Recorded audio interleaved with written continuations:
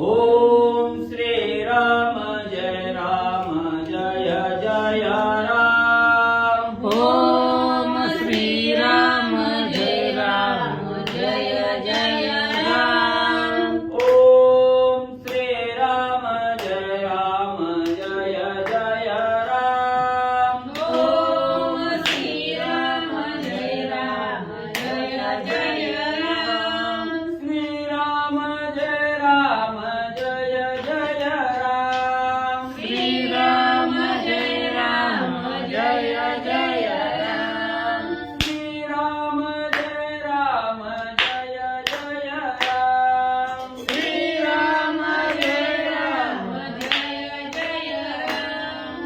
ओम श्री राम जय जय राम। ओम श्री राम जय जय राम। ओम श्री राम जय जय राम। ओम श्री राम जय जय राम। श्री राम जय जय राम। श्री राम जय जय राम। श्री राम जय जय राम।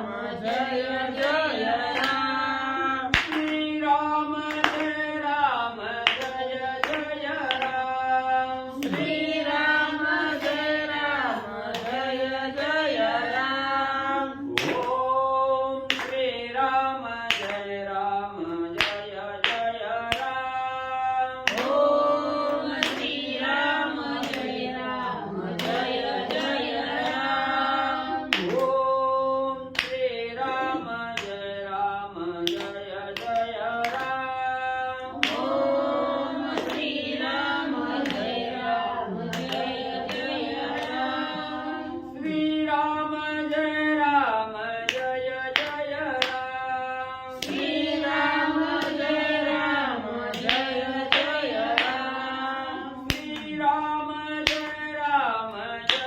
जय राम। श्री राम जय जय राम। ओम श्री राम जय जय राम। ओम श्री राम जय जय राम। ओम श्री राम जय जय राम। ओम श्री राम जय जय राम। श्री राम जय जय राम। श्री राम जय जय राम। श्री राम जय जय राम। श्री राम जय जय राम। कुंडलिकावरती ज्ञानदेव तुकाराम पंढरीनाथ भगवान की जय। राजाधिराज रामचंद्र भगवान की जय। पवन सुत हनुमान की जय। सुदेव वासुदेव हरी। श्री गणेशाय महावरदवंद महागणपती समप्रभा निर्विघ्नं कुरु मे देवं सर्वकार्येषु सर्वदा। गणनाथरेषु प्रबृहस्पति पंचेतानि स्मरे नित्यवेदवाणी प्रवर्तते। गुरुर्ब्रह्मा गुरुर्विष्णु गुरुर्देवो महेश्वरः। गुरुर्साक्षात् परब्रह्म तस्मै श्री गुरवे नमः। श्रोत्रवत्सं तुझितुल्यवद्विष्णुवरा पांडुरंगाय नमः। कुंडलिकावत्याय विठ्ठल श्री ज्ञानदेव तुकाराम पंढरीनाथ भगवान की जय। राजाधिराज प्रभु रामचंद्र भगवान की जय। पवन सुत हनुमान की जय। श्री गुरुदेव दत्त वासुदेव हरी। श्री गणेशाय नमः। श्री सरस्वते नमः। जय जयाजी मंगलधामा मंगलनामा तुझे आत्मया रामा। चराचर फलांकित ध्रुवा नामा नामातीत तू। श्री गणेशाला वंदन करून प्रभू रामचंद्राचं स्मरण आणि सद्गुरूची चरण जाऊन स्तुतीचं अनुसंधान आहे. ग्रंथकर्ते मनोहर सूत आणि असणाऱ्या भगवंताच्या स्तुती त्या ठिकाणी करू लागलेले आहेत. भगवंता तुमचं असणारं नाम हे कसं आहे त्या ठिकाणी प्रत्येक साधकाला पवित्र करणारा आणि पावन करणारा असं मंगल असं नाम आहे त्या ठिकाणी. आणि प्रत्येक असणाऱ्या साधकाच्या हृदयाच्या ठिकाणी त्या ठिकाणी आत्मा म्हणून त्या ठिकाणी राहणारा असा आत्माराम त्या ठिकाणी आहे. आणि या सृष्टीमध्ये जे चराचर आहे त्या सगळ्याला त्या ठिकाणी म्हणजे फळ प्राप्त करून त्या ठिकाणी देणारा आणि नामातीत असणारा त्या ठिकाणी नुसतं मुखामध्ये नाव घेतलं की त्या साधकाला पावन करणारा असं नाव आहे तुमचं त्या ठिकाणी. आणि अशा असणाऱ्या भगवंता अमंगल हे माझी काया मंगल नामा तुझे हे रघुराया मंगल जननी दुहिता प्रिया करी छाया कृपेची. आणि मी एक कसा त्या ठिकाणी सर्वसाधारण असणारा साधक आहे तुझा म्हणजे त्या ठिकाणी. आणि हे माझं असणारं जे शरीर आहे काय आहे ही कशा अमंगल आहे त्या ठिकाणी. आणि त्या अमंगळाला मंगळ करण्याचं सामर्थ्य तुमच्या असणाऱ्या नावामध्ये त्या ठिकाणी आहे. असं हे श्रेष्ठ असणारं प्रभू रामचंद्र तुमचं असणारं नाम आहे त्या ठिकाणी. आणि या तुमच्या असणाऱ्या नामानं त्या ठिकाणी सर्व जग त्या ठिकाणी आणि म्हणजे पावन त्या ठिकाणी होतं. एवढं प्रिय असणारं तुमचं नाम आहे तरी हे असणारं माझ्यावर हे असणारा ग्रंथ त्या ठिकाणी अवलोकन करत असताना याच्यावर असणारी छत्र छाया कृपेची छाया तुमची आणि त्या ठिकाणी मध्ये धरावी. तव कृपामुळे समस्ता वदेन म्हणतो समग्र ग्रंथ तो सिद्धी पाववी समस्ता ठेवी वरदस्ता श्री माझा. मग एक मी माझा असणारा मनोदय मनाच्या ठिकाणी एक हेत त्या ठिकाणी धरला गेला की हा असणारा संपूर्ण जो काय असणारा अधिक मास महात्म्य ग्रंथ आहे आणि हा ग्रंथ तुमच्या कृपेशिवाय परिपूर्ण त्या ठिकाणी होणार नाही. मग तुमच्या कृपेनं हा असणारा ग्रंथ त्या ठिकाणी सिद्धीला म्हणजे त्या ठिकाणी पावावा म्हणून माझ्या असणाऱ्या मस्तकावर तुमचा कृपेचा वरदहस्त आणि त्या ठिकाणी म्हणजे अखंड राहावा.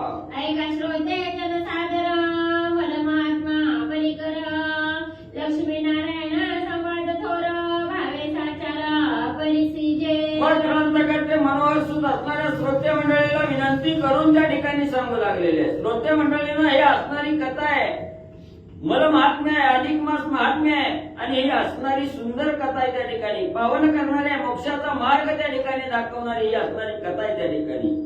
आणि या असणाऱ्या कथेमध्ये असणारे भगवंत लक्ष्मीला त्या ठिकाणी लक्ष्मीच्या मनामध्ये जी काय असणारा प्रश्न त्या ठिकाणी येणार आहे त्या प्रश्नाची उत्तर रूपे असणारी कथा त्या ठिकाणी आणि सांगणार आहेत. ही थोर असा असणारा दोघांचा संवाद आहे आणि तो शांत चित्तानं त्या ठिकाणी ऐका एकाग्र मनानं त्या ठिकाणी ऐका अशा प्रकारची विनंती श्रोते मंडळीला करतात. पूर्वी मेरुगिरीचे दक्षिण पारी विंध्याद्री पर्वता निर्धारी नर्मदा वाहे अमृतमय निरी वृक्षतीरी शोभती. मग असणारी कथा सांगत असताना सुरुवातीला सांगू लागलेली आहे मेरुगिरी नावाचा असणारा मेरू पर्वत आहे त्या ठिकाणी आणि त्या पर्वताच्या दक्षिण दिशेला एक असणारा म्हणजे त्या ठिकाणी विंध्याद्री नावाचा पर्वत आहे. आणि हा पर्वत कसा आहे त्या ठिकाणी त्या पर्वतावर असणारी नर्मदा नदी आहे म्हणजे त्या ठिकाणी सुंदर आणि परिमळ जल त्या ठिकाणी अमृतासारखं पाणी त्या असणाऱ्या नदीला त्या ठिकाणी वाहतं. एवढी थोर नदी आहे आणि त्या असणाऱ्या सरोवराच्या ठिकाणी अनेक सुशोभित असणारी वृक्षाची छाया आहे त्या ठिकाणी आणि शोभून दिसते. नाना वृक्ष सुशोभित नारिकेळी फळबारे गवत ताडमाड खजुरी शोभत वृक्ष शोभती नाना परी. मग त्याच असणाऱ्या नर्मदेच्या तीरावर म्हणजे अनेक प्रकारची असणारी सुशोभित असणारी म्हणजे त्या ठिकाणी वृक्ष आहेत. आकाशाला गवसणी घालणारे वृक्ष आहेत. असणारी त्या ठिकाणी नारिकेळे आहे अतिशय फळानं लपडून त्या ठिकाणी गेलेली आहेत. ताडाची माडाची असणाऱ्या खजुराची खारकाची झाडं ही आणि त्या ठिकाणी मध्ये शोभून दिसू लागली. तेथे हंस कारंडव चक्रवाके मळवण चांदका बदके मुशक नकुळा बिडाळके आनंद देखे खेळती. मग एवढं सुंदर असणारं हिरवगार म्हणजे असणारं वन आहे त्या ठिकाणी आणि एवढं वन त्या ठिकाणी शोभिवंत आहे म्हणून तिथं असणारे करंडक नावाचे पक्षी आहेत असणारी चक्रवाक आहेत मोर आहे त्या ठिकाणी चातक आहे बदक आहे तसंच म्हणजे असणारी त्या ठिकाणी नकुळ असणारा मुशक असणारं उंदीर आणि असणारं म्हणजे त्या ठिकाणी मुंगस हेही म्हणजे आनंदाने खेळ खेळतात. तेथे ऋषी समुदाय वैरवा स्नान संते आराधी जीव माधवा यक्षगण गंधर्वा ते देवा मग प्रत्येकाच्या मनाला रमवून टाकणारं असं असणारं वन आहे. त्याच्यामुळे अनेक असणारे ऋषीही त्या ठिकाणी म्हणजे येऊन म्हणजे आपलं वास्तव्य त्या ठिकाणी करतात. संध्या स्नान ज्या असणाऱ्या नर्मदा तीरावर म्हणजे त्या ठिकाणी करतात. एवढंच नाही, असणाऱ्या महादेवाची आराधना सुद्धा अनेक ऋषी आणि असणाऱ्या तीरावर करत असताना तिथं म्हणजे यक्ष गण गंधर्व म्हणजे त्या ठिकाणी आराम करण्यासाठी म्हणजे आणि येत असतात. तेथे भवानी सहित शुक्ल पाणी क्रीडार्थ येताती तयवनी ऐशी ते परम शोभित स्थानी अनुपम्य नवदवे. आणि त्याच नर्मदा नदीमध्ये म्हणजे स्नान करण्यासाठी असणाऱ्या आपल्या पार्वतीला घेऊन महादेवजी सुद्धा म्हणजे त्या ठिकाणी तिथं म्हणजे दररोज म्हणजे त्या ठिकाणी क्रीडा करण्यासाठी येतात. असं ते पावन आणि मनाला रमवून टाकणारं असं रमणीय असणारं स्थळ असणारं ठिकाण आणि या नर्मदा तीरावर म्हणजे आहे. तेथे भृगुनामे कनगरी परमरमणीय परी सदा वास्तव्य अमरपुरी तपादरे करिताती. मग तिथंच म्हणजे असणारं त्या ठिकाणी एक भृगु नावाचे असणारे ऋषी आहेत त्या ठिकाणी. आणि त्या ऋषीच्या नावानं म्हणजे स्थापन केलेली एक भृगु नावाची असणारी म्हणजे त्या ठिकाणी नगरी आहे. आणि ही नगरी कशी आहे त्या ठिकाणी अतिशय आनंदमय असणारी, प्रत्येकाला आनंद देणारी आणि रममान त्या ठिकाणी करणारी नगरी आहे. तिथं म्हणजे असणारं त्या ठिकाणी अमरपुरी सारखी शोभा आणि त्या ठिकाणी म्हणजे दिसत आहे. तवतया नगरी एक ब्राह्मण भृगुवंशजा सकुलिना वेदाध्यायी परमनिपुण ज्योतिषी पूर्ण सिद्धांती. मग एवढं असणारं हे भृगुनगर आहे म्हणजे त्या ठिकाणी. आणि याच नगरामध्ये एक असणारा ब्राह्मण होता. भृगु वंशातला भृगु कुलातला असणारा एक ब्राह्मण म्हणजे त्या ठिकाणी होता. आणि तो ब्राह्मण म्हणजे चारी वेदामध्ये निपुण त्या ठिकाणी होता. असणाऱ्या वेदाचं अध्ययन त्या ठिकाणी करणारा, पूर्ण असणारा त्या ठिकाणी ज्योतिषाचं ज्ञान आणि त्या ठिकाणी अवगत असणारा ब्राह्मण राहत होता. धर्म धर्म नामदया कुळ शर्मा जाणे सर्व धर्म धर्मा तयाची भार्या उपरमा कुशावती नामतीयेचे. मग या भृगु नगरामध्ये त्या ठिकाणी एक असणारा ब्राह्मण म्हणजे त्या ठिकाणी राहत होता. त्याचं नाव असणारं कुळ शर्मा नाव म्हणजे त्या ठिकाणी होतो. आणि तो असणाऱ्या धर्मानं म्हणजे त्या ठिकाणी वागणूक करणारा, अधर्माचा लवलेश त्या ठिकाणी नव्हता. आणि तशीच त्याची असणारी पत्नीही त्या ठिकाणी म्हणजे आणि कुशावती नावाची पत्नी त्या ब्राह्मणाबरोबर राहत होती. तिच्या उदरी कन्यारत्न प्रसवली ते गुणनिधान रूपे परमा लावण्य नामदान मेधावती. आणि याच असणारा म्हणजे त्या ठिकाणी असणाऱ्या कुळ शर्मा नावाचा ब्राह्मण आहे. त्याची असणारी पत्नी कुशावती आहे. आणि यांच्या असणाऱ्या उदरी म्हणजे एक सुंदर अशी असणारी कन्यारत्न त्या ठिकाणी प्राप्त झालेलं होतं.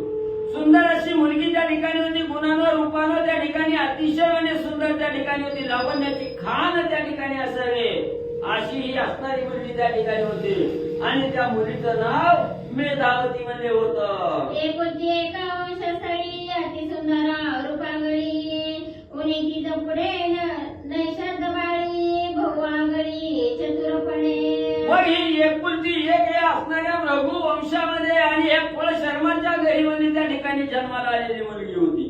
वंशाचा दिवा म्हटलं तर एवढी मुलगीच त्या ठिकाणी होती.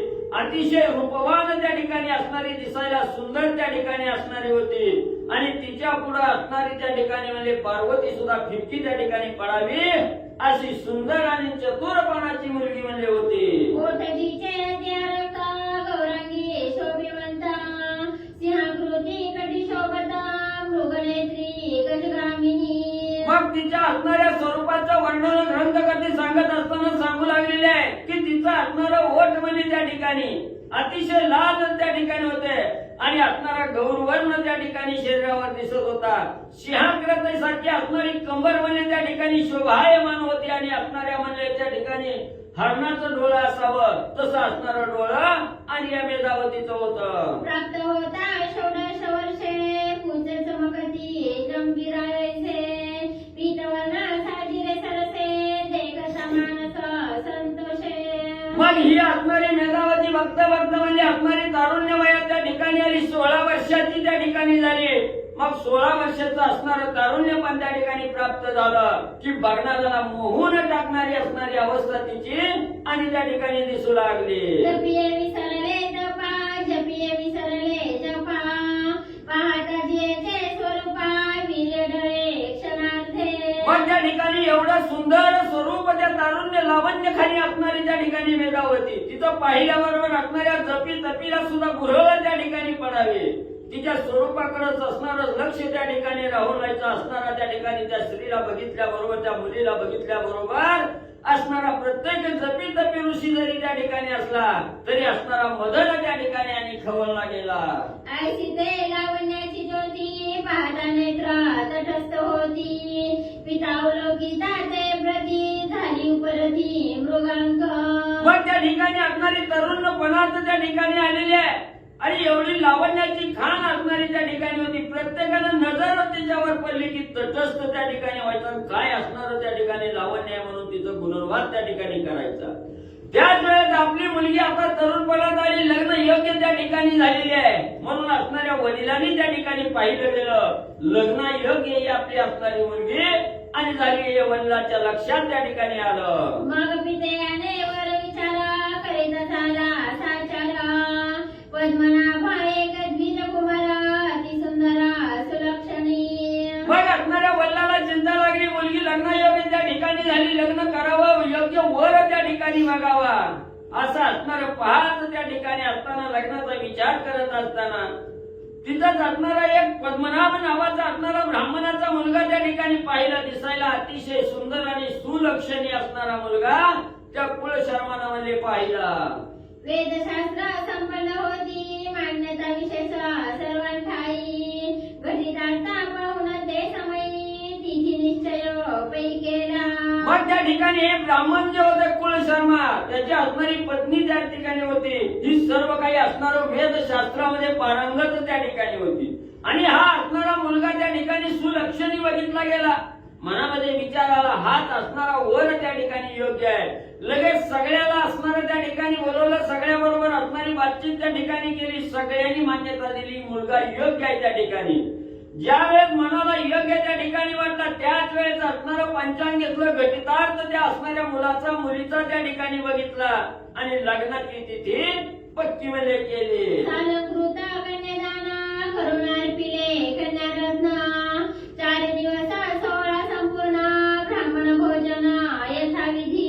मग असणाऱ्या त्या ठिकाणी असणाऱ्या लग्नासाठी तिथी योग्य तिथी त्या ठिकाणी निवडल्याबरोबर असणारं म्हणजे जी काय असणाऱ्या म्हणजे शास्त्रानं सांगितलं त्याप्रमाणे असणारं मुलीचं कन्यादान म्हणजे त्या कुळशर्मानं त्या ठिकाणी केलं आणि असणाऱ्या म्हणजे ब्राह्मणाच्या मुलाला पद्मनाभाला आपली मुलगी त्या ठिकाणी दिली.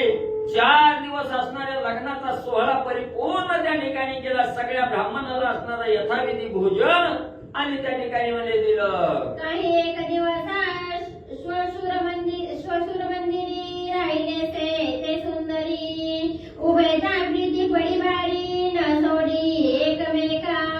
मग आता लग्न होऊन मुलगी सासरी त्या ठिकाणी गेली.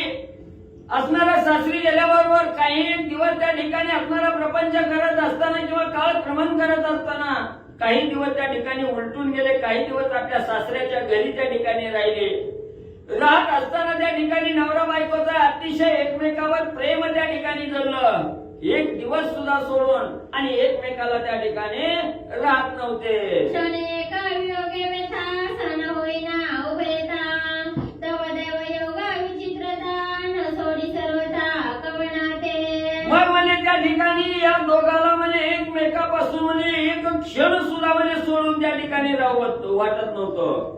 थोडं जरी म्हणजे त्या ठिकाणी अंतर पडलं, लांब गेली की असणारा वियोग त्या ठिकाणी दोघाला त्या ठिकाणी व्हायचा. सहन त्यांना त्या ठिकाणी होत नव्हतं. पण तेव्हा असणारा दैवयोग त्या ठिकाणी म्हणजे अतिशय विचित्र त्या ठिकाणी आला. असा आला की एकमेकाला सोडूनच म्हणजे त्या ठिकाणी राहू शकत नव्हती. एकदा नर्मदा तीरी विप्रकुमारा, जलक्रीडा करिता निर्भरा, सन्निध पाटला एक मगर नेला ओढून पाताळा. मग ग्रंथकर्ते त्या ठिकाणी सांगतात, नशिबच म्हणजे असणारं त्या ठिकाणी जर वाईट असलं तर असणारं काहीही त्या ठिकाणी घडतं. जसं लग्न झालं तसं एक दिवस एक क्षण सुद्धा म्हणजे एकमेकाला सोडून त्या ठिकाणी राहत नव्हती. पण हे दिवस अनेक दिवस त्या ठिकाणी जात नाहीत. दैव हे त्याला आडवं त्या ठिकाणी येतं, आल्याशिवाय त्या ठिकाणी राहत नाही. असं असणारा त्या ठिकाणी नर्मदा तीरावर म्हणजे असणारा हा म्हणजे पद्मनाभ नावाचा जो असणारा त्या ठिकाणी ब्राह्मणाचा मुलगा त्या ठिकाणी होता, तो असणाऱ्या त्या नर्मदा नदीमध्ये जल क्रीडा करण्यासाठी गेला. आणि पोहत असताना जल क्रीडा करत असताना तिथं भली एक असणारी मगर त्या ठिकाणी आली आणि त्या असणाऱ्या म्हणजे पद्मनाभाला ओढून पाण्यात म्हणजे घेऊन गेली. तिने होता जो समुद्राव हाहाकार करीत जो सर्व ग्रामवासियांनी घेतली धाव मात जाणविली पितयाते. मग मगरीने म्हणली असणाऱ्या त्या पद्मनाभाला धरलं असणाऱ्या खोल पाण्यात घेऊन पाताळाच्या ठिकाणी म्हणजे गेली. गेल्याबरोबर असणाऱ्या त्या तीरावर म्हणजे अनेक असणारी ऋषी मंडळी त्या ठिकाणी होती, भक्त मंडळी त्या ठिकाणी होती. त्यांनी बघितलं गेलं, वाईट झालं म्हणून सगळ्यांनी गोंधळ त्या ठिकाणी केला, कालवा करू लागली, ओरडाओरड त्या ठिकाणी करू लागले.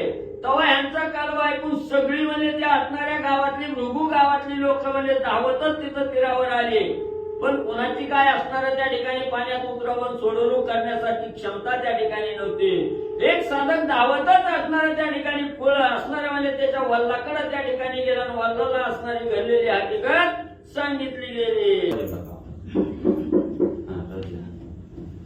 श्री गणेशाय नमः, श्री सरस्वते नमः, श्री प्रभु रामचंद्राय नमः.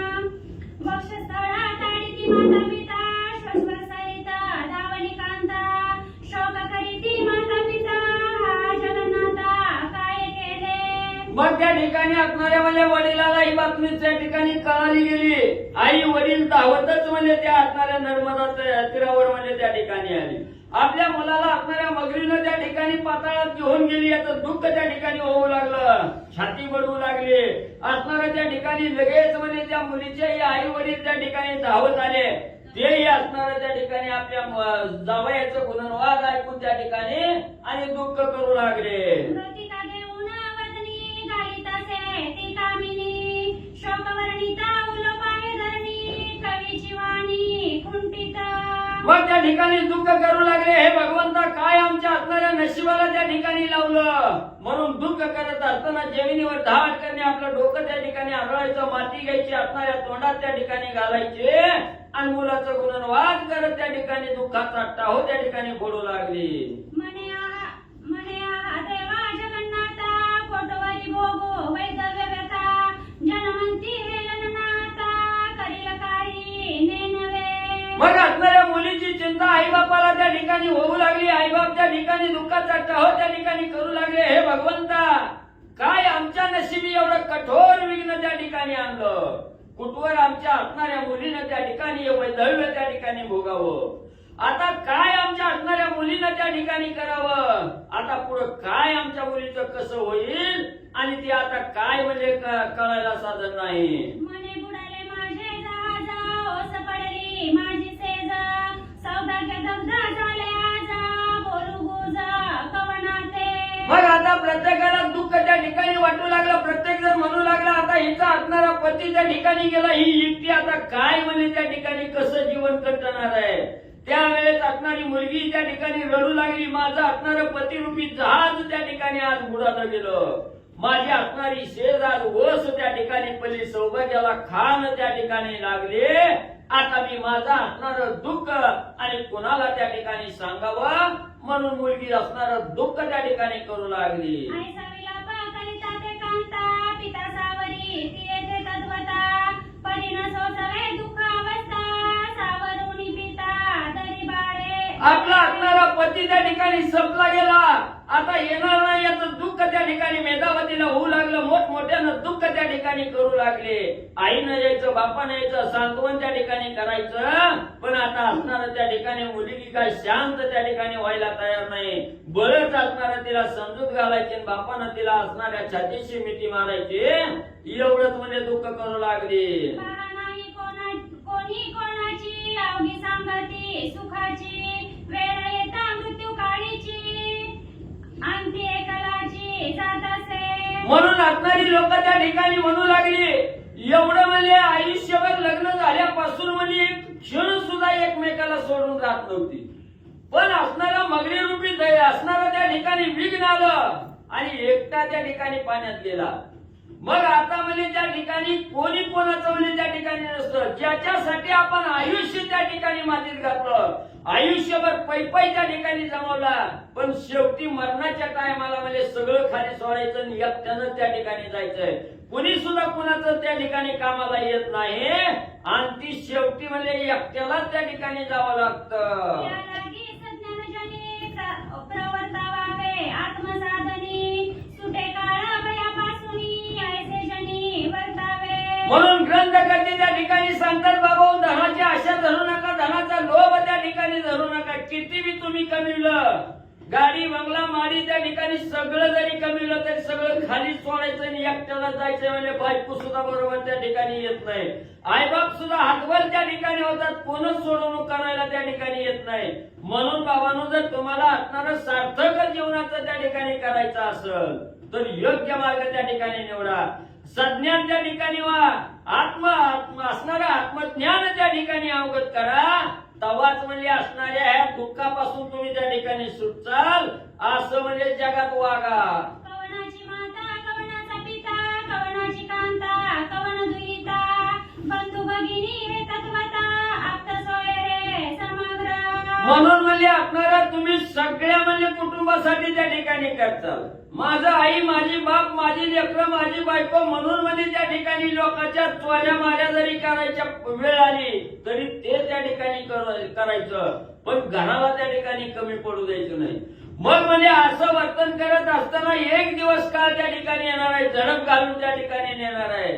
त्यावेळेस मात्र सगळं कार्य आपलं केलेलं हितच त्या ठिकाणी ठेवायचंय आणि एकट्याला म्हणजे त्या ठिकाणी जायचंय. तिथं आई काय करू शकत नाही, बाप काय करू शकत नाही, बायको नाही ना लेकरं नाही. म्हणजे म्हणून आपापल्या हातापायाकडे बघून म्हणजे कार्य त्या ठिकाणी करा, जेणेकरून देहाचं सार्थक होईल. कवन नाही कोणाचे अंती जाणे लागे नेमाचे या लागी सार्थक जन्माचे करासाचे बापांनो. मग ग्रंथकर्ते त्या ठिकाणी सांगतात, तेव्हा म्हणजे ज्या वेळेस आपल्यावर संकट त्या ठिकाणी येतं तेव्हा कोणीही कामाचं त्या ठिकाणी उरत नाही, कोणीही तुमची सोडवणूक करायला त्या ठिकाणी येत नाही. म्हणून असणार बाप असणारे तुम्ही श्रेष्ठ त्या ठिकाणी आहात. बापाची उपमा त्या ठिकाणी दिली, श्रेष्ठ आहात. म्हणून म्हणजे आपल्या असणाऱ्या हातापायाकडे त्या ठिकाणी बघा. मग असणाऱ्या देहाचं सार्थक करायचं असलं, मोक्षाचा मार्ग त्या ठिकाणी धरायचा असला तर ह्या सगळ्या जी काही आशा आहेत, मनशा आहेत, तृष्णा आहे, कामना आहे, भुली आहे, वासना आहे, ही सगळं म्हणजे त्या ठिकाणी बाजूला सोडा आणि असणारं ह्या देहाचं सार्थक करण्यासाठी असणाऱ्या भगवंताच्या सानिध्यात त्या ठिकाणी राहा. परमार्थाचा मार्ग त्या ठिकाणी स्वीकारा. तिथं जरी एकट्यानं गेलं तरी मोक्ष आहे त्या ठिकाणी. पण हे असणारं त्या ठिकाणी वाम मार्गानं कार्य करून जर या देहाचा निरर्थक त्या ठिकाणी केलं तर नरकाशिवाय जागा नाही. म्हणून आपला असणारा योग्य मार्ग त्या ठिकाणी निवडा. शेवटी एकट्यालाच जायचंय. पहा प्रवाही बुडाला विप्र कुमारा तया ते टाकुना परिवार परत जय झाले रायरा लहान थोर सर्वही. बघा म्हणजे एवढा असणाऱ्या ब्राह्मणाचा मुलगा होता, त्यानं काय कळलं नसेल म्हणजे त्या ठिकाणी बायकासाठी असणारा अमाप त्या ठिकाणी धन कमवून ठेवलं. शेवटी असणारा एकटा म्हणजे त्या ठिकाणी गेला. तास दीड तास सगळ्या लोकांनी असणाऱ्या परिवारानं, आईनं, बापानं, सासऱ्यानं, सासूनं, बायकोनं अर्धा पाऊण तास दुःख त्या ठिकाणी केलं. नवनवं 3 दिवस दुःख त्या ठिकाणी केलं. तिसऱ्या दिवशी माघारी घरी आली की सगळं म्हणजे त्या ठिकाणी विसरलं. 10 दिवस कसं तरी मनात जीवात त्या ठिकाणी राहतं. 10वा झाला, असणारा 13वा त्या ठिकाणी झाला की सगळं म्हणजे ती मागं पडलं जातं. त्याचं नाव सुद्धा पुन्हा त्या ठिकाणी घेतलं नाही. असं म्हणजे असणारा हा ब्राह्मणाचा मुलगा त्या ठिकाणी संपला गेला. म्हणून सगळी म्हणजे तेवढा असणारा थोडा वेळ दुःख त्या ठिकाणी केलं ना आपापल्या घरी निघून आली. ऐसे लोटता बहुत दिवसा वैदव्य दशा सतीसा जीताची मृत्यू स्त्रियेसा भोगित वैदव्यासा जानपा. मग तो असणारा म्हणजे त्या ठिकाणी पद्मनाभ नावाचा ब्राह्मणाचा मुलगा त्या ठिकाणी संपला गेला. सगळी घरी त्या ठिकाणी आले. काही दिवस काळ त्या ठिकाणी निघून गेला. पण त्या असणाऱ्या ज्या मुलीला वैधव्य त्या ठिकाणी प्राप्त झालेलं होतं. पतीविना जीवन त्या ठिकाणी कंटाळत असताना जित्यापणी मरण त्या ठिकाणी भोगावं लागत होतं. जिथं असणारं दिसायला त्या ठिकाणी जिवंत दिसायचं, पण मरण प्राय अवस्था त्या असणाऱ्या सतीला त्या ठिकाणी आणि म्हणजे भोगावी लागत होती. दिवसन लोटीची सर्वता नसरे वैधव्याची व्यथा आयुष्य ही नसरेची तत्वता मरणावस्था सती ते. मग त्या ठिकाणी असणाऱ्या स्त्रीला म्हणे एवढं दुःख त्या ठिकाणी भोगायचं, कसलाही दिवस त्या ठिकाणी घालवायचा म्हणलं तर जात नव्हता. नवऱ्याचा विचार त्या ठिकाणी अखंड मनामध्ये त्या ठिकाणी यायचा. मग पती नसल्यानंतर जे वैधव्य त्या ठिकाणी आहे, त्या वैधव्याचं दुःख त्या असणाऱ्या किती दुःख त्या ठिकाणी असतं ते फक्त त्या स्त्रीलाच त्या ठिकाणी माहिती आहे. एवढं आयुष्य त्या ठिकाणी कंटत असताना अनेक वेदना त्या ठिकाणी मरण प्राय अवस्था आणि त्या सतीला भोगावी लागत होते. नर्मदा तीरी तेथे पुराण श्रवणी क्षणभरी अवकाशे बैसली असे. मग अशाच प्रकारे असणारा काळ क्रमानं करत असताना त्या ठिकाणी म्हणले तिच्या मनामध्ये विचार आला आपण आता नर्मदा तीरावर जावं, स्नान त्या ठिकाणी करावं. म्हणून एक असणारा शुभ दिवस निवडला. नर्मदा नदीमध्ये स्नानासाठी असणारी ती म्हणले त्या ठिकाणी मुलगी गेली असताना त्या तीरावर म्हणजे असणारी पुराण कथा त्या ठिकाणी चालू होती. अधिक मास महात्म्याची कथा चालू होती. तिच्या मनाला विचार पडला आपण थोडा वेळ इथं असणारा निवांत असणारा आश्रम त्या ठिकाणी करावा, थोडा वेळ त्या ठिकाणी घालवावा आणि कथा त्या ठिकाणी ऐकावी. म्हणून त्या पुराणाच्या कथेपाशी येऊन म्हणजे बसले.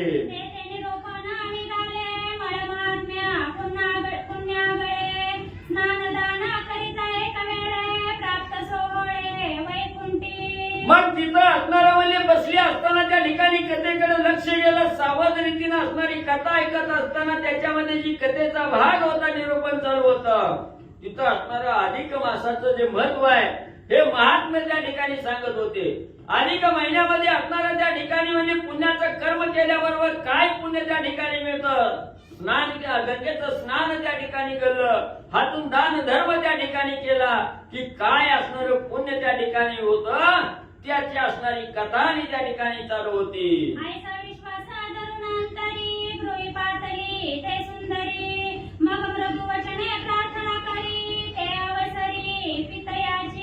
मग तिनं ही कथा त्या ठिकाणी ऐकली. कथेला त्या ठिकाणी रममाण झाली. ज्यावेळेस सर्वांगाचं कान करून साधक त्या ठिकाणी कथा ऐकतो त्यावेळेस त्या कथेचा असणारा ध्यास लागतो आणि हीच अवस्था त्या मेधावतीची त्या ठिकाणी झाली. कथा ऐकली गेली, मनाच्या ठिकाणी ठाम निर्णय केला असणारं पुण्य त्या ठिकाणी कमवायचं असेल आणि वैधव्याच्या दुःखातून बाहेर जर त्या ठिकाणी यायचं असेल तर असणारं दान धर्म आणि तप हे असणारं श्रेष्ठ त्या ठिकाणी सांगितलं. स्नान त्या ठिकाणी सांगितलं. कथा संपली गेली, घरी आल्याबरोबर असणाऱ्या वडिलाजवळ त्या ठिकाणी बसली आणि वडिलाला हात जोडून विनंती करून त्या ठिकाणी काय बोलू लागली.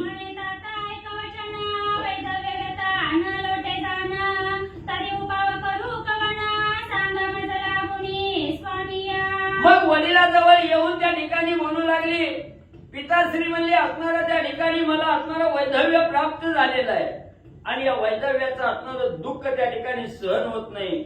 मग हे त्यामुळे मला असणारं त्या ठिकाणी हे दिवसच म्हणजे त्या ठिकाणी कंठना केलेत, दिवस जाणं गेलेत. म्हणून मी ह्या असणाऱ्या दुःखातून बाजूला येण्यासाठी किंवा ह्या वैधव्याचं जे दुःख आहे याच्या वेदनापासून त्या ठिकाणी कशी मी मुक्त त्या ठिकाणी होईल याच्यासाठी काय असणारा पर्याय असणारा म्हणजे उपाय त्या ठिकाणी असेल तर मला सांगा. आपल्या वडिलाला विचारू लागली.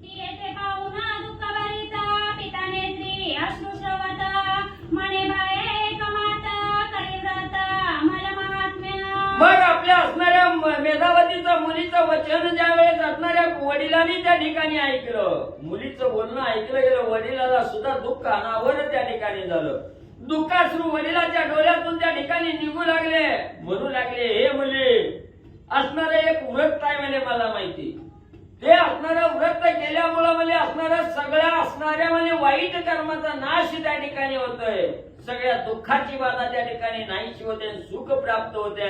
असं एक व्रत आहे ते म्हणजे अधिक महिन्यामध्ये असणारा जो अधिक मास महात्म्य आहे ह्याच्यामध्ये सांगितलेलं व्रत दान आणि असणारं त्या ठिकाणी जे पुण्य कमवण्याचा मार्ग आहे तेवढाच म्हणजे उपाय आहे.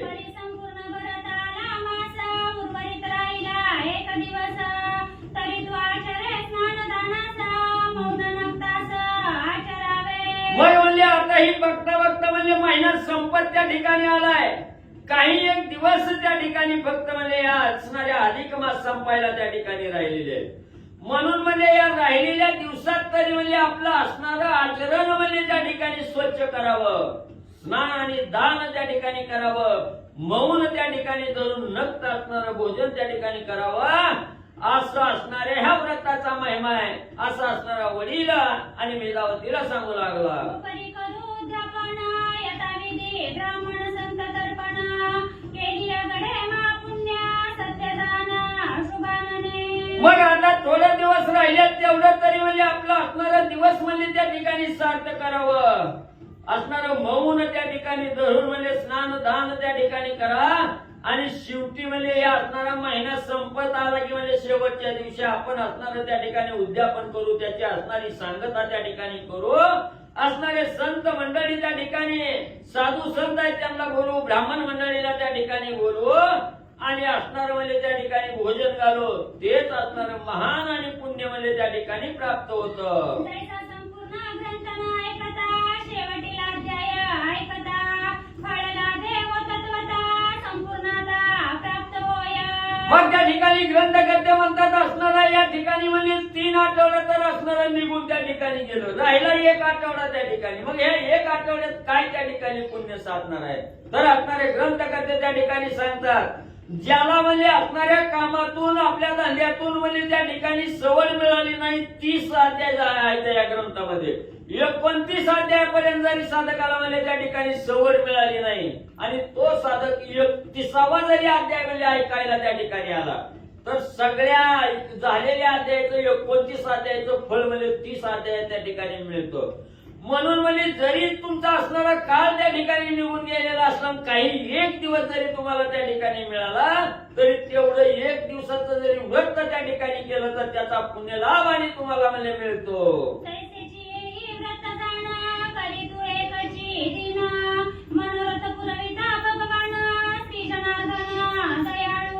मग असणारा या ठिकाणी असणारा भगवंत असणारा दयाळू आहे म्हणजे कृपाळू आहे त्या ठिकाणी.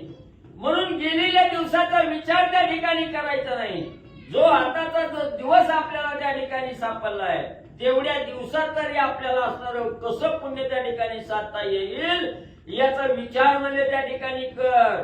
म्हणून म्हणजे आता काही म्हणजे दुसरा विचार करू नको, राहिलेला दिवस तरी सार्थक होण्यासाठी एवढं व्रत जप तप म्हणजे त्या ठिकाणी कर.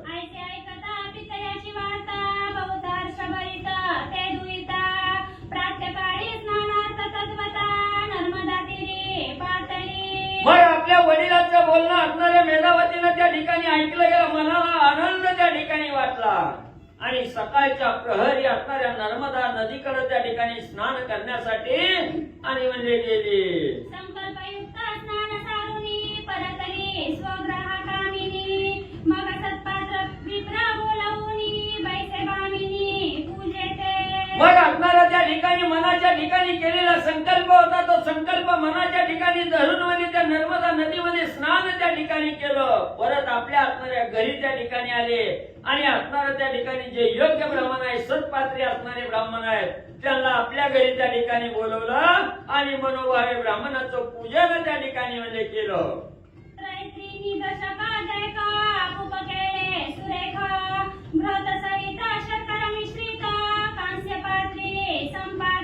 मग त्या ठिकाणी म्हणजे असणारा त्या ठिकाणी 7 दिवस म्हणजे असणारं हे ब्राह्मणाचं पूजन म्हणजे आपल्या घरी त्या ठिकाणी केलं.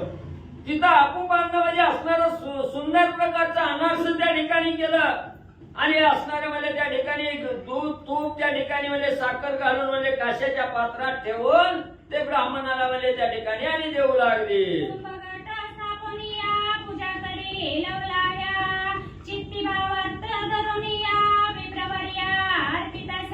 मग समोर म्हणजे असणाऱ्या मातीचा असणारा घट त्या ठिकाणी स्थापला गेला, त्याची असणारी पूजन म्हणजे मनोभावे त्या ठिकाणी केली.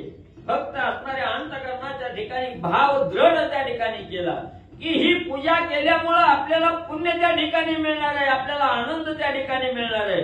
या असणाऱ्या भावावर दृढ त्या ठिकाणी झाले आणि असणारं ते कुंभ होतं ते कुंभ असणाऱ्या मातीचं कुंभ ब्राह्मणाला आणि भावाला त्या ठिकाणी म्हणजे देऊ लागले.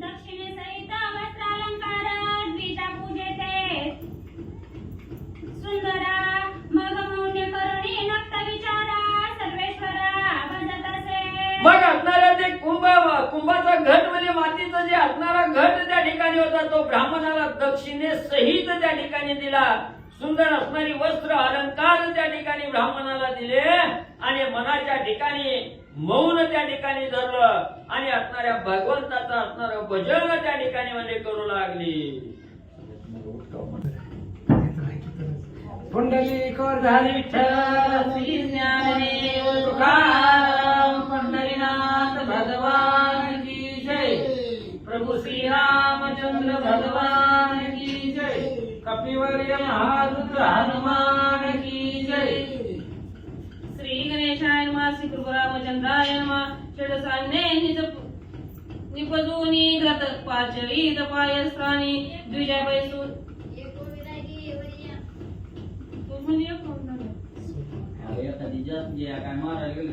आवरांना विचारलं होतं वरतून घेऊ का नको म्हटले ते.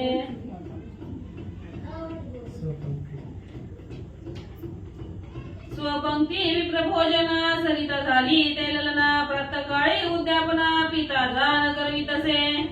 कथेचं अनुसंधान अधिक महिन्यामधलं व्रत तिनं करायचं ठरवलं आणि देहाचं सार्थक करावं म्हणून शिल्लक राहिलेला एक दिवस तेवढाच करू आता जी पदरामध्ये पडेल ती पडेल म्हणून त्या अधिक महिन्याचं व्रत आचरण केलं. स्वतःच्या पंक्तीला ब्राह्मणाला बोलवलं आणि त्यांना जेवण त्या ठिकाणी वाढलं गेलं.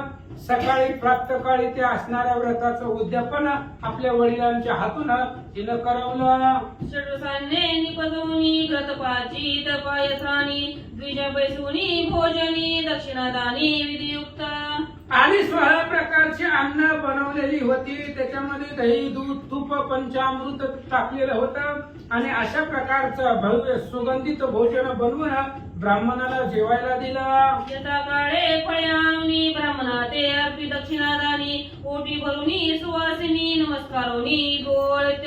यथाशक्तीनं पाहिजे ती अशा प्रकारची सुंदर फळे आणली ब्राह्मणाला जेवायला दिलं. फळं दिली जसे आपल्याकडे शक्ती आहे त्या पद्धतीने ब्राह्मणाला दक्षिणा दिली. ओटी भरली सुवासिनी स्त्रियांची त्यांना बोलवून त्यांची ओटी भरली. सगळ्यांना नमस्कार केला आणि आपापल्या घरी पाठवला. ऐसे उद्यापन करूनी भावार्थ बळे प्रसन्न शूळपाणी विमान आले सर्वहुनी शिवगणी मंडी तपई. अशा प्रकारचं एकच दिवसाचं व्रत तिने केलं पण भाव बळे आकळे हे रवी नाकळे करतळी आवळे तैसहारी. भाव भक्तीने तिने ते व्रत केलं आणि भोळे असणारे भगवानजी महादेव तिच्यावरती प्रसन्न झाले तिच्या व्रतावरती आणि तिला घेऊन जाण्यासाठी कैलासावरून विमान त्या विमानामध्ये शिवगणांना बसवून ते विमान पाठवलं. घंटारव होता पार माझी शिवगण आणि किन्नर वाद्य वाजती अपार सुरवर तटस्थ ठेले. त्या विमानामध्ये अनेक घंटेचा नाद होत होता. त्या विमानामध्ये शिवगण होते आणि ते शिवगण विमान घेऊन अनेक प्रकारे नाना प्रकारचे वाद्य वाजवून ते असणारे जिथं ती मेधावती राहत होती त्या नगरामध्ये आले. ऐसे विमान उतरता भूतळी दिव्य रूप केली ते बाळी सर्व देखता उतरोनी गेली अचल सकळी पै केले. अशा प्रकारचं विमान महादेवानं कैलासावरून पाठवलं. महादेव पार्वती तिच्यावरती प्रसन्न झाली. एक दिवस अधिक महिन्यातल्या शेवटच्या दिवशीचं व्रत केलं. प्रसन्न झाला आनंद वाटला आणि त्या विमानामध्ये ती बसली गेली. दिव्य देह तिला प्राप्त झाला आणि ती विमान कैलासाला निघाला.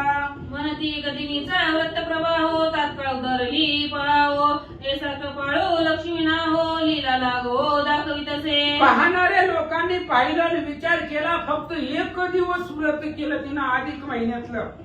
पूर्ण महिनाभर तिला जमलं नाही म्हणून शेवटचं एक दिवसाचा व्रताचं आचरण केल्याबरोबर एवढा कृपाळू भगवान आहे आणि त्या भगवंतानं तिला विमान पाठवलं आणि तिला उद्धरून घेऊन गेले.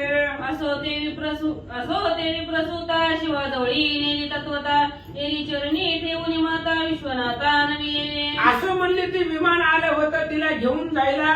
विमानामध्ये ती बसली. महादेवापाशी ते विमान गेलं. गेल्याबरोबर तिनं विमानातून उतरली. महादेवाला नमस्कार केला आणि महादेवापासून पुढं पार्वतीला नमस्कार करायला आले. नमस्कारोनी पार्वती ते स्तुती वादे प्रवर्ते स्तवनाते जोडून या बद हस्ते मुखी गर्जे नामघोष.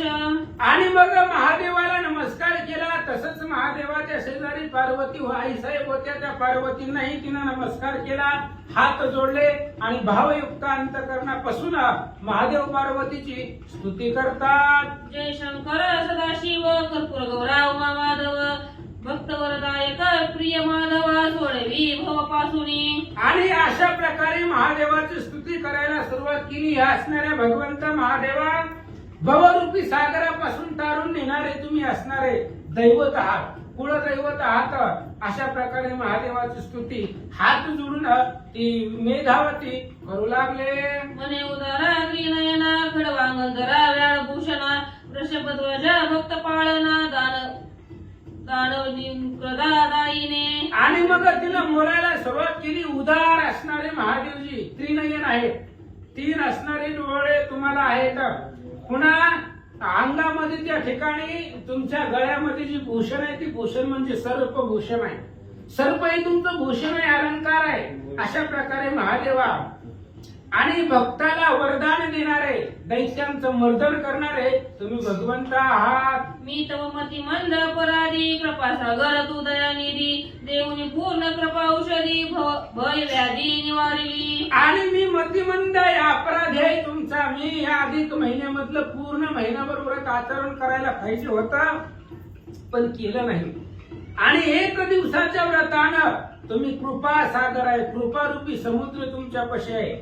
1 दिवसाच्या व्रतानं सायुज्य माझ्या हातामध्ये दिलं. अशा प्रकारे महादेवाला ती बोलू लागले. ते स्तुती वाद करुणी मस्तक ठेविला शिवचरणी संतोषयुक्त झाली भवानी देखुनी नयनी ती येते. अशा प्रकारचा स्तुतिवाद महादेवाचा केला. आनंद वाटला, महादेवाची स्तुती केली. महादेवाच्या पायावरती तिनं आपलं डोकं ठेवलं गेलं. आणि मग पार्वती आईसाहेबांना नमस्कार केला. पार्वतीलाही आनंद वाटला. पार्वतीने निरखून तिच्याकडे पाहिलं. ते मेधावतीकडं काय विचार मनात आले. निर्कुणी पाहे भवानी तो कुंकवी नवदनी म्हणे धवरहित हे कामिनी जाणवले मनी जगन्माते. आणि पार्वतीला नमस्कार करायला आल्यानंतर ना पार्वतीची नजर त्या मेधावतीवरती पडली. पार्वतीने मेधावतीला पाहिलं. पायाच्या अंगठ्यापासून डोक्याच्या केसापर्यंत निहाळलं, निरखून पाहिलं तर तिच्या कपाळावरती कुंकू नव्हतं. म्हणजे हिचा नवरा नाहीये, मेलेला आहे. अशा प्रकारचं दृश्य तिला पार्वतीला दिसलं. आता हिच्या डोक्यावरती कुंकुम नाही. दिव्य देह जरी प्राप्त झाला तरी सुद्धा कुंकू कपाळावरती नाहीये. पार्वतीनं पाहिलं. काय म्हणतात. मग आश्वासुनी ते येते सन्निध बैसवली निरुते नानक भोग सयो तुझे पूर्वी ती येते भवानी. मग तिचं आश्वासन केलं, समाधान केलं आणि आपल्या जवळ बसवलं. जवळ बसवल्यानंतर ना पार्वती आईसाहेबांनी तिला जवळ बसवलं. किती भाग्य आहे ते मेधावतीचं. जवळ बसली, आश्वासन दिला, धीर दिला. आणि आईसाहेब काय बोलतात. ऐसे लोटले कित्येक दिवस तव एके दिवशी श्रीनिवास शिवभेटी अनायास कैलासा पयाले. आणि मग ती मेधावती कैलासाला राहिली महादेव पार्वती जवळ. कित्येक दिवस निघून गेले. 1 दिवस भगवान श्री विष्णूला वाटलं चला किती दिवस बसायचं इथं, एक चक्कर मारून येऊ, महादेवाच्या भेटीला जाऊन येऊ असं भगवान श्री विष्णूला वाटलं. म्हणून भगवान श्री विष्णू दुधाच्या समुद्रामधून शेषाच्या पलंगावरून उठले आणि कैलासाला सहज महादेवाच्या भेटीला आले. नमोनिया कैलासराना येरा येरी करून हर्षवदना देऊन्या भुस्तनाना रमना वैसविले. आणि मग भगवान श्री विष्णू आले महादेवाकडे. कैलास पर्वतावर आले. महादेवांनी पाहिलं. भगवान श्री विष्णू आले. स्वतःच्या आसनावरून उठले, नमस्कार केला भगवंताला आणि बसण्यासाठी आपलं आसन रिकामे केलं. आणि तिथं भगवान श्री विष्णूला महादेवांनी बसवलं. स्वागत कुसोनी सकाळ वाराणसी चालेले तात्काळ विमान रुडुनी ते वेळी भवानी सहित निघाले. मग लगेच महादेवाने विचारलं कस काय चक्कर मारली इकडं, कस काय आले. म्हणले सर भगवंतानी सांगितलं तुमचं ध्यान झालं म्हणून आलो, वाटलं तुमचं दर्शन घ्यावं म्हणून कैलासाला आलो. अशा प्रकारचं स्वागत असो का तुझं. महादेवांनी भगवान श्री विष्णूचं स्वागत केलं. मग सहज चर्चा करता करता महादेवजी म्हणाले चला काशीला जाऊ. काशीमध्ये जाऊ, विश्वनाथाचं दर्शन घेऊ असं म्हणून पार्वती, भगवान श्री विष्णू, भगवान महादेव विमानामध्ये बसले, निघाले. सवे घेतली मेधावती काशीपुरा पावली तत्व त्वरित गती अनुपम्य रचना तय स्थिती देखुनी मनी आनंद.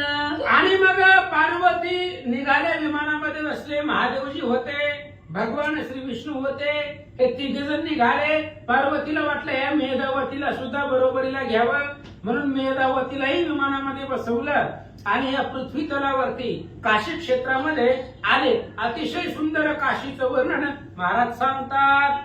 म्हणून आनंद वनवंती अमृतवाहिनी भागीरथी जे त्रिपदी गामिनी विख्याती जतरती बिंदू मात्रे. आणि त्या काशी क्षेत्राला आनंदवन एक नाव आहे, कारण त्या काशीमध्ये गेल्यानंतर आनंद प्राप्त होतो, म्हणून आनंदवन म्हटलं जातं. तिथं अमृतासारखी भागीरथी गंगा त्या काशीमध्ये वाहते.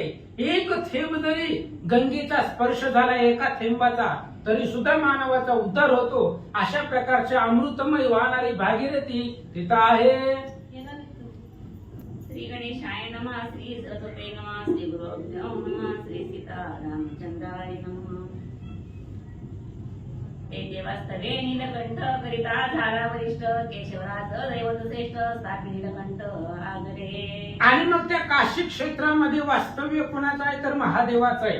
महादेवजी काशी क्षेत्रामध्ये राहतात आणि तिथं त्या ठिकाणी असणार ही त्रिमूर्ती महादेव स्वतः, भगवान श्री विष्णू, पार्वती आणि मेधावती ही 4-5 जण महादेवाच्या दर्शनाला त्या ठिकाणी आले. ते अकस्मात मेधावती देखती झाली पार्वती खेद खिन्न वैदैव सती ज्ञानवदने देखील. आणि पार्वतीचं लक्ष त्या मेधावतीकडे पहिल्यापासून होतं. पार्वती तिला घेऊनच आल्या होत्या तिच्या उद्धारासाठी, तिचं वैधव्य घालवण्यासाठी. कारण पार्वतीनं विचार केला होता की हिचं वैधव्य संपवायचं, हिच्या कपाळावरती कुकू लावायचंच, म्हणून तिला काशी क्षेत्रामध्ये घेऊन आले होते. मग आल्यानंतर ना पार्वतीची नजर ते मेधावतीवरती पाहिली गेली तर ती असणारी मेधावती कुमकुमहीन आहे, दुःखित आहे. अशा प्रकारे पार्वतीनं पाहिलं. मग प्रार्थनी विश्वनाथा म्हणे ही सती वैधव्य था न साहेची सर्वथा निवारी कृपावंता आहे. पार्वतीनं आपल्या मालकाची प्रार्थना केली, महादेवाची. म्हणले महादेवजी ही मेधावती हिनं अधिक महिन्यामधलं व्रत केलेलं आहे, पुण्य पावन झालेली आहे आणि आता हिला वैधव्य प्राप्त झालेलं आहे, त्यामुळे हिच्या कपाळावरती कुंकू नाही, म्हणून ही दुःखित झालेली आहे. हिचं जे दुःख आहे ते दुःख निवारण करा असे पार्वती महादेवाला बोलतात. भोळा उदार कर्पूर गौरव देता झाला अक्षय सौभाग्य अपार होऊ शंकर बोलिला. आणि पार्वतीचं बोलणं ऐकलं. महादेव अगोदरच भोळे दैवत आहे, कुणीही या प्रार्थना केली, स्तुती केली की लवकर प्रसन्न होणारे दैवत महादेवजी. त्यामुळे पार्वतीचं बोलणं ऐकलं. महादेवाने सांगितलं, तिला अक्षय वर दिला. महादेवाने सांगितलं तर असतो हिला सौभाग्य प्राप्त होईल. तैपासून राम जाण मंगळ गौरी ठेवी त्रिनयन जिथले अक्षयी भुवन सातवी जाण वारणशी. आणि महादेवानं तिचं नावच बदललं. जी मेधावती होतं ते नाव बदललं आणि मंगळा गौरी हे नाव तिचं ठेवलं गेलं आणि तिची स्थापना काशीमध्येच केली. काशीमध्येच राहा मंगळा गौरी असणाऱ्या नावानं तिचं असणाऱ्या त्या ठिकाणी अधिष्ठान महादेवानं तिथं बसवलं. तैपासून नाम विख्यात म्हणती मंगळ गौरी सत्य जनयात्रेसी जाती नित्य घेती दर्शन आदरे. आणि महादेव पार्वतींनी तिच्यावरती कृपा केली, ते मेधावतीवरती आणि काशी क्षेत्रामध्ये तिचं वास्तव्य निर्माण केलं. अधिष्ठान दैवत तिला प्राप्त करून दिलं आणि मंगळा गौरी अखंड सौभाग्यवती राहणारी मंगळा गौरी तिचं नाव ठेवलं गेलं. आणि आजही लोक काशीला गेल्यानंतर ना त्या मंगळा गौरी देवीची पूजा करतात असं सांगतात. इतर देशीचे यात्रे करी जाती ते नमिती मंगळ गौरी ही प्रसिद्धी अद्यापवरी सर्वत्र नेत्री देखती. काशी क्षेत्रामध्ये कोणीही महादेवाच्या दर्शनाला येणारे यात्रेकरू आल्यानंतर ना आजही त्या मंगळा गौरीचा नमस्कार करतात, तिची आराधना करतात, तिची पूजा करतात, सौभाग्याचं वाण तिला वाहतात. म्हणून ती मंगळा गौरीची पूजा आजही होते असं सांगतात. ऐसे ते मेधावती प्रदुहिता एकदिनी व्रता जरता वैधव्याची निवारणी व्यथा अक्षय सौभाग्यता ते झाली. अशा प्रकारची ती मेधावती ब्राह्मणाची मुलगी आहे अधिक महिन्यामधलं फक्त एक दिवसाचं व्रत त्या मेधावतीनं केलं आणि ती एक दिवसाच्या पुण्यानं अखंड सौभाग्य तिला प्राप्त झालं. हे अक्षय आहे. पाठीमागं नवरा होता ते काय अक्षय सौभाग्य नव्हतं, कधी ना कधी मरणारच होतं. ते अविनाशी होतं, विनाश पावणारं ते सौभाग्य होतं. पण आता जे महादेव पार्वतीनं तिला सौभाग्य दिलेलं आहे ते अक्षय आहे, कधीही न संपणारं सौभाग्य तिच्या पदरात पाडून दिलं. ऐसे मला महात्मे जाणार लक्ष्मी ते सांगितले ना धन त्याची प्राकृत भाषा श्रोते सज्जन करत श्रवण आदरे. अशा प्रकारचं ही मला महात्म्य आख्यान आहे. भगवान श्री विष्णू लक्ष्मी मातेला सांगतात तीच कथा जी भगवंतानं लक्ष्मीला सांगितली ती तुमच्या पुढं प्राकृत भाषेत सांगितलं. शास्त्र प्रचिती साक्षीभूत मणिधरुणी शुद्ध भावार्थ भावे आचरावे हे व्रत सर्व आघात न साहे. आणि ग्रंथकर्ते मनोहर सुत सांगतायत शास्त्राची प्रचिती घ्यायला साक्षीदार आहे. शास्त्राच्या पुराव्यानं आधारानं मी ग्रंथ लिहिलेला आहे. इथं फक्त शुद्ध भावार्थ पाहिजे. भावानं जर व्रताचं आचरण केलं कुठल्याही प्रकारचा आघात दुःख संकट आपल्यावरती येत नाही. शिवपुराणीची कथा पद्मपुराणी असे तत्वता त्याची प्राकृत भाषेतून आता श्रवण तिचे. ग्रंथकर्त्यांनी सांगितलं ही शिवपुराणामधली कथा आहे. शिवपुराण नावाचा ग्रंथ खूप मोठा आहे. 120 अध्याय त्याच्यामध्ये आहे. 2100 अध्याय त्या शिवपुराण ग्रंथामध्ये आहेत. आणि ते पद्मपुराणामध्ये ही शिवपुराणाची कथा तिथे सांगितली म्हणून तुम्हाला सांगितली. महाराज सांगतात या मंगळ गौरीचे दर्शन मंगळ होती सर्व जन शंकर गौरी तुष्टमान वय कल्याण सर्वाठाई. आणि ते मंगळा गौरीची महादेव पार्वतीनं स्थापन केली. त्या मंगळा गौरीचं दर्शन घेतल्यानंतर जीवनाचं मंगळ होतं. जीवनामध्ये अमंगळ येत नाही, दुःख येत नाही, दरिद्री येत नाही. अशा प्रकारे त्या मंगळा गौरीची ख्याती ह्या भगवंतानं वाढवले. तरी नराथवा नारी बाळाथवा व्रत सुंदरी लाभ सारिखा सर्वापरी व्रत निर्धारी आचरता. म्हणून नर असो, स्त्री असो, पुरुष असो, बाळ असो, वृद्ध असो, कुणी असो या अधिक महिन्याचं व्रत आचरण केलं की सर्वांनाच त्याचा लाभ होतो. इति श्री महात्म्य ग्रंथ पद्मपुराणीचे समंत मनोहर सुत विरचित 18 गोढा. श्री शुभम गौरव कुंडलिका